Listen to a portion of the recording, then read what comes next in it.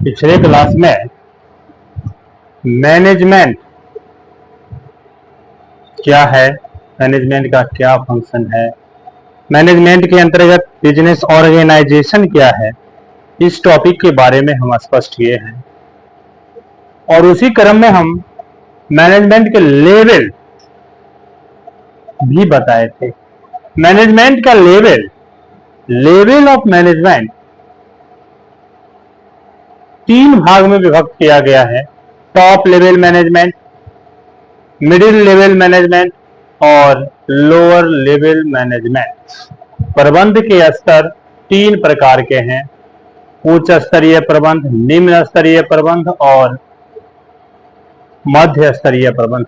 उच्च स्तरीय प्रबंध के अंतर्गत किसी भी संस्था का चेयरमैन, जिसको अध्यक्ष कहते हैं, फिर बोर्ड ऑफ डायरेक्टर और जनरल मैनेजर, प्रबंध संचालक और सामान्य प्रबंधक शामिल किए जाते हैं। अर्थात उच्च स्तरीय प्रबंध में चेयरमैन,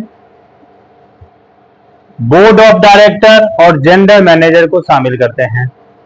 मध्य स्तरीय प्रबंध में डिपार्टमेंटल चेयरमैन या डिपार्टमेंटल हेड जिसको बोलते हैं, जिसको हम HOD बोलते हैं, हेड ऑफ डिपार्टमेंट, विभागीय अध्यक्ष, फिर उप विभागीय अध्यक्ष, HOD का जो अनुपस्थिति में जो उसका कार्य देखता है, उप विभागीय अध्यक्ष, ये 2 शामिल किए जाते हैं। और निम्न स्तरीय प्रबंध लोअर मैनेजमेंट के अंतर्गत फॉरमैन, हाई लेवल जिसको फर्स्ट क्लास का सुपरवाइजर कहते हैं, फिर सेकेंड क्लास का सुपरवाइजर, ये शामिल किए जाते हैं। ये इसमें से कुछ MCQ भी पूछता है, जैसे ये द्वितीय श्रेणी के पर्यवेक्षक, सेकेंड क्लास सुपरवाइजर किस स्तर के प्रबंध में आते हैं, वहां पे आंसर का ऑप्शन देखना होगा, निम्न स्तरीय प्रबंध। चेयरमैन किस स्तर के प्रबंध में शामिल किए जाते हैं, जनरल मैनेजर किस स्तर के प्रबंध में शामिल किए जाते हैं। इस तरह का टॉपिक MCQ में भी बनाता है। प्रबंध के मुख्य रूप से स्तर कितने हैं, तो प्रबंध के स्तर 3 हैं।